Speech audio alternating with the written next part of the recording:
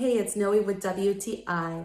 And if you've ever had that dreaded moment where your phone is about to die, but you're somewhere where you're not able to hook up to an outlet, well, fear no more.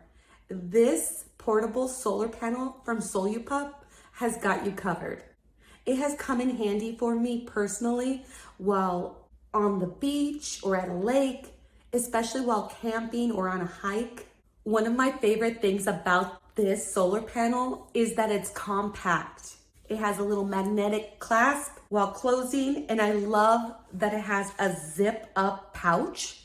I think it's great that you can put in any of your cords. We have a USB and a USB-C that nicely fits in there. The built-in kickstand is also a nice feature because it allows you to get a great angle wherever the sun is hitting. It also comes with 2 carabiner clips that you're able to put on the back of your backpack. Obviously, this is not an outlet, so the charge will take a little bit longer. I found for our day trips, it was great to be able to put the solar panel up and connect my phone and just tuck my phone in behind the kickstand to allow it to charge while enjoying the day.